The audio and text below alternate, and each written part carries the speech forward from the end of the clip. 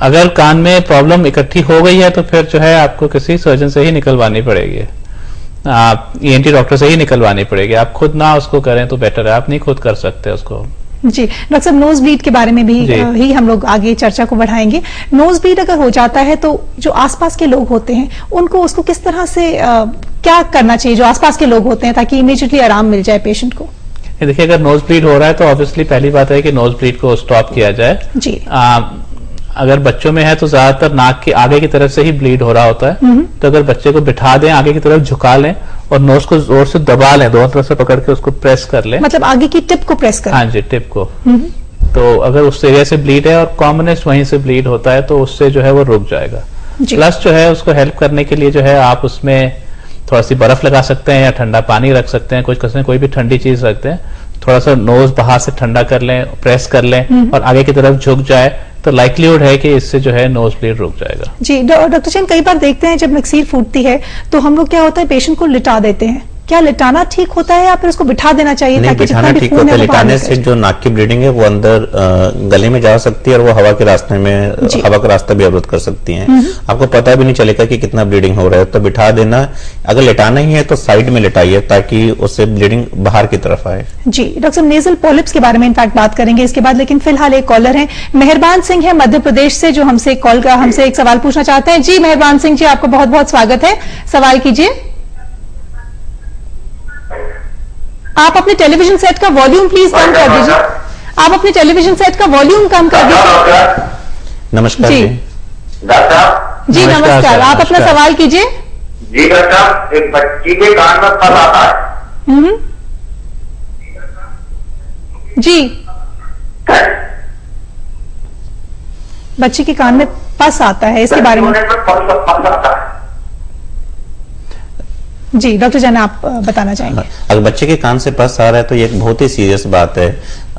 इसका मतलब और वो कह रहे हैं कि सोते हुए इचिंग भी करता रहता है। हाँ, वो पस के कारण अंदर उसको इरिटेशन हो रही होगी। और अक्सर क्या करते हैं, अगर बच्चे के कान से पस आ रहा है तो लोग एक कॉटन का छोटा सा रुई वो कान के उस पर लगा लेते हैं, जिससे पस अंदर ही अंदर अकुमुलेट होता रहता है। जी। तो आप कान के बाहर रुई ना लगाएं, आप सिंपली एक छोटे से कॉटन से उसको क्लीन करके और तुरंत उस कॉटन को फेंक दीजिए और ईयरबड क्लीनिंग के लिए मत यूज करिए। और बच्चे के कान से पस आ रहा है तो इसका मतलब बच्चे के कान के पर्दे में छेद है और आपको तुरंत जाके ईएनटी डॉक्टर से उसका ईएनटी चेकअप कराएं। और जी तुरंत मतलब कि इस कंडीशन को उनको सीरियसली लेना चाहिए और ईएनटी स्पेशलिस्ट के पास ले जाना चाहिए। डॉक्टर ठक्कर, हम लोग नेजल पॉलिप्स के बारे में आपसे पूछना चाहते हैं कि नेजल पॉलिप्स क्या होते हैं? अगर नाक में आपके अंदर स्वेलिंग आ जाए, और जनरली एलर्जी से होता है कि एलर्जी की वजह से या किसी भी कारण से आपके नाक में इन्फेक्शन हो, और यूजुअली एलर्जी, नाक के अंदर स्वेलिंग आ रही है तो एलर्जी मतलब डॉक्टर साहब डस्ट वगैरह इन सब चीजों से एलर्जी? हाँ जी एलर्जी के लक्षण होते हैं, किसी को छींकें आ रही है, नाक बह रही है जी, अंदर थोड़ी सी खुजली हो रही है नाक के अंदर, तो इससे एलर्जी हो जाती है। तो कई लोगों को ये काफी फ्रीक्वेंटली रहती है। अगर आपके फ्रीक्वेंटली सारे साल ही आपको किसी न किसी तरह की एलर्जी रहती है तो अंदर सूजन आ जाती है। सूजन बनने से जो है अंदर पॉलिप बन जाते हैं। पॉलिप जो है छोटे छोटे मांस के फफोले से बन जाते हैं, वो नाक के अंदर इकट्ठे हो जाते हैं जी, और उनसे जो है नाक से सांस लेना मुश्किल हो जाता है। मतलब दोनों नॉस्ट्रल्स के पीछे इकट्ठे हो जाते हैं? हाँ जी जी। तो क्या हम उनको टच करके फील कर सकते हैं कि कोई चीज? नहीं, इतने बाहर नहीं होते, थोड़े अंदर होते हैं। अगर बहुत ही बढ़ जाए तो जरूर आप टच भी कर लेंगे, पर यूजुअली तो नहीं इतना बढ़ता। पर नाक को अंदर से जो है वो ब्लॉक कर देते हैं जी।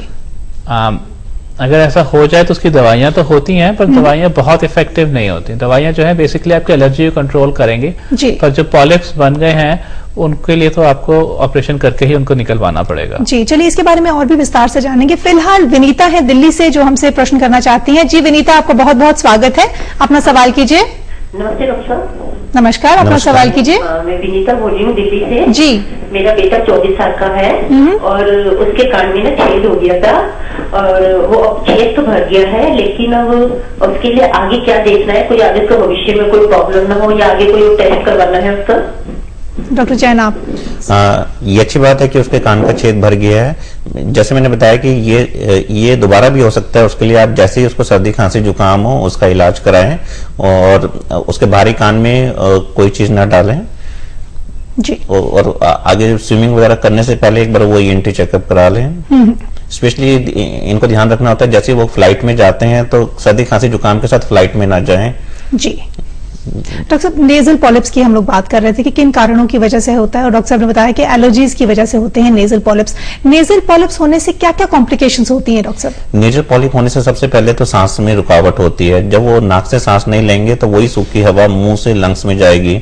हाँ। तो बार बार चेस्ट इन्फेक्शन होता है, खराटे आते हैं, अगर खराटे आने से कई बार उसके ब्लड प्रेशर बढ़ जाता है, हार्ट पे होता है, और लोकली वहां पे नेजल पॉलिप होने से रुकावट होने से जो नाक के सिक्रीशंस हैं वो रुक जाते हैं, और रुके हुए सिक्रीशंस पे इन्फेक्शन हो जाता है, उनको स्मेल नहीं आती है, स्मेल नहीं आने से खाने में टेस्ट नहीं आता, मतलब जिंदगी पूरी दूभर हो जाती है। जी जी, ठीक है। डॉक्टर ठक्कर, क्या नेजल पॉलिप्स को हम लोग मेडिकली भी ट्रीट कर सकते हैं दवाइयों की सहारे से? हाँ, ट्रीट हम लोग करते हैं, पर बहुत इफेक्टिव होता नहीं है ट्रीटमेंट। तो अनलेस बहुत छोटे पॉलिप्स हो तो इफेक्टिवली ट्रीट कर सकते हो, पर अगर थोड़े से बढ़ गए हों, जैसे कि यूजुअल सिचुएशन होती है, तो सर्जरी ही कराना ठीक रहता है। जी, तो डॉक्टर साहब, एक बार जब नेजल पॉलिप्स की सर्जरी हो जाती है, आप इन्हें सर्जिकली रिमूव कर देते हैं, क्या उनके रेकरेंस के चांसेस भी होते हैं? नहीं, जैसे अभी बात हो रही थी, बेसिक प्रॉब्लम तो क्या है कि पॉलिप्स जो है हमेशा किसी और कारण से बनते हैं। तो जब तक वो दूसरा कारण आपने कंट्रोल नहीं किया है,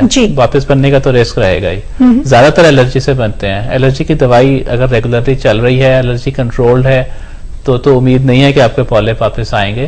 पर 100% कंट्रोल किसी भी चीज के लिए लाना लॉन्ग टर्म में कई बार पॉसिबल नहीं हो पाता, तो इसलिए रेकरेंस की प्रॉब्लम रहती है पॉलिप्स के साथ। जी। आजकल कम हो गई, आजकल नए टेक्निक्स हैं सर्जरी के, उससे हम लोग ऑपरेट करते हैं तो कहीं ज्यादा गहराई में देख सकते हैं पहले से जितना देख पाते थे। तो उस वजह से जो है पहले से कहीं बेहतर होते हैं आज के दिन के ऑपरेशन, इसलिए रेकरेंस की प्रॉब्लम कम है। पर फिर भी अगर पॉलिप का आपने ऑपरेशन किया है, करवाया है, तो रेफरेंस की उम्मीद तो थोड़ी बहुत रहेगी। जी डॉक्टर साहब, गले में पाई जाने वाली तकलीफों के बारे में भी हम आपसे जानेंगे, लेकिन उससे पहले मुंबई से कॉलर हैं जो हमसे कॉल करना हमारे साथ संपर्क कर रहे हैं। जी, आपका बहुत बहुत स्वागत है, अपना सवाल कीजिए। हेलो हेलो जी, गुड इवनिंग, अपना सवाल कीजिए।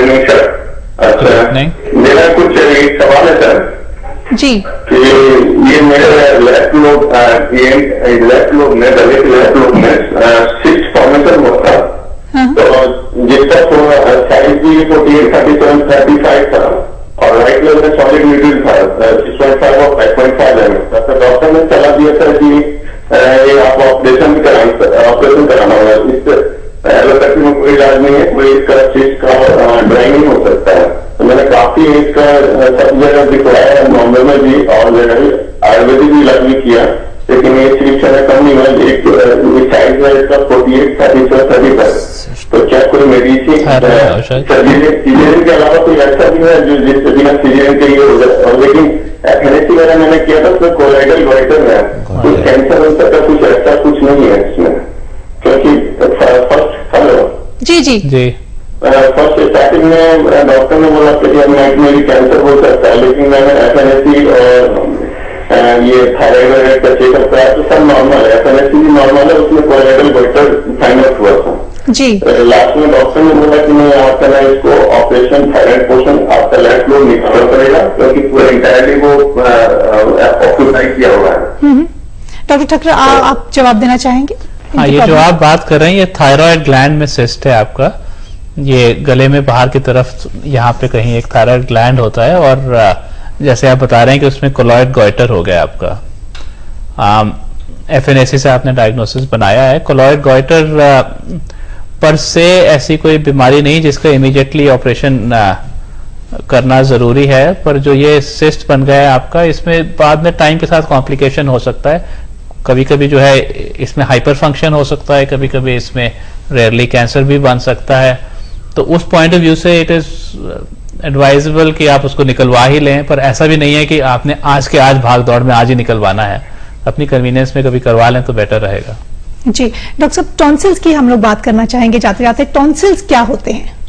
टॉन्सिल गले में एक संतरी की तरह होते हैं। ये गदूद होते हैं जो इन्फेक्शन को जज करते हैं और उसके अगेंस्ट फाइट करते हैं। मतलब कि अच्छे होते हैं, एक डिफेंस मैकेनिज्म ही होता है बॉडी का। मैकेनिज्म का एक हिस्सा है। जी, तो डॉक्टर साहब, टॉन्सिलाइटिस क्या होता है? टॉन्सिलाइटिस मतलब टॉन्सिल का सूज जाना, और कॉमनली ये किसी वायरल या बैक्टीरियल इन्फेक्शन से सूजकर बड़े हो जाते हैं। जी डॉक्टर ठाकर, क्या क्या सिम्टम्स होते हैं टॉन्सिलाइटिस के? टॉन्सिलाइटिस अगर आपको होगा तो गला बहुत खराब होगा, बहुत पेनफुल होता है, साथ में फीवर होगा, कई बार जो है गले में बाहर की तरफ भी थोड़ी स्वेलिंग आ जाएगी, लिम्फ नोड्स कहते हैं। जी। आप टॉन्सिलाइटिस बहुत पेनफुल होता है, अगर हो जाएगा तो यू विल नॉट, मतलब अगर नॉर्मल सोर थ्रोट हो और टॉन्सिलाइटिस हो, उसमें ये फर्क होता है कि टॉन्सिलाइटिस में जो पेन होती है वो बहुत ज्यादा सिवियर होती है। हाँ, टॉन्सिल भी गले में ही होते हैं, तो नॉर्मल सोर थ्रोट में टॉन्सिल्स इतने इन्वॉल्व नहीं होते, अगर टॉन्सिल इन्वॉल्व है आपके तो कहीं ज्यादा दर्द होगा, बहुत पेनफुल हो जाता है, सॉलो करने में भी, थूक निकलने में भी दर्द होता है। जी। तो डॉक्टर साहब, जो इस तरह की इन्फेक्शन होती है, टॉन्सिलाइटिस हो सकता है, क्या वो कुछ दिन के बाद अपने आप क्लियर हो जाता है कि नहीं, उसमें दवाई की जरूरत पड़ती है? मोस्ट इन्फेक्शंस तो एंटीबायोटिक्स से या बिना एंटीबायोटिक्स के भी पहले ठीक हो ही जाते थे, जब एंटीबायोटिक नहीं थे आज से 60-70 साल पहले, तो भी पेशेंट ठीक ही होते थे। जी। एंटीबायोटिक से थोड़े ज्यादा पेशेंट ठीक हो जाते हैं, तो सर्टनली ज्यादातर ये प्रॉब्लम ठीक हो ही जाती है। पर अगर रिकरेंटली हो रही है, कि बार बार हो रही है, साल में 3-4 बार हो रही है, तो इसका अंदेशा ये है कि जो है आपके टॉन्सिल के अंदर ही शायद जो है बैक्टीरिया जो है वो बस गए हैं और वो पूरी तरह नहीं क्लियर हो रहे हैं एंटीबायोटिक से। इस सिचुएशन में फिर आपको ऑपरेशन करके उन्हें निकालना पड़ता है। जी। डॉक्टर जैन, जैसे बताया डॉक्टर साहब ने कि ऑपरेशन करके निकालना पड़ता है, अगर बार बार रिकरिंग प्रॉब्लम हो, अगर हम इसको रिमूव नहीं करवाते हैं तो उसकी क्या क्या कॉम्प्लिकेशंस हो सकती हैं? इसको अगर हम रिमूव नहीं कराते हैं तो वो एक इन्फेक्शन की सीट बन जाती है। ये इन्फेक्शन आपके ब्लड में भी जा सकता है, और जैसे कुछ बच्चे होते हैं जिन्हें हार्ट डिसीज होती है, वाल्वुलर डिफेक्ट होते हैं, वहां पे ये वाल्व्स को अफेक्ट कर सकता है, और बच्चों को कई बार प्रोलॉन्ग फीवर, सेप्टिसीमिया भी हो सकता है। जी। जैसे आपने शुरू में बताया था डॉक्टर जैन के जो टॉन्सिल्स होते हैं वो एक बॉडी के डिफेंस मैकेनिज्म के पार्ट होते हैं, तो लेकिन अगर एक बार हम लोग इनको रिमूव कर देते हैं तो क्या उसकी वजह से कोई दिक्कत आ सकती है? नहीं, नॉर्मली इसमें कोई दिक्कत नहीं आती, क्योंकि टॉन्सिल हमारे पूरे इम्यून सिस्टम का बहुत छोटा सा हिस्सा है। जी। इसके अलावा भी बहुत सारे मैकेनिज्म है, जैसे हमारे सलाइवा में और हमारे पूरे जितनी भी अंदर की लाइनिंग है, वहां बहुत सारे डिफेंस मैकेनिज्म है। जी। और वैसे भी ये बहुत कॉन्ट्रोवर्शियल इशू है, बट नॉर्मली प्रैक्टिकली कोई प्रॉब्लम नहीं आती है। जी। In fact thank you so much doctor साहब, आपने बहुत ही महत्वपूर्ण जानकारी हमारे व्यूअर्स को दी। Thank you so much for being with us. Thank you.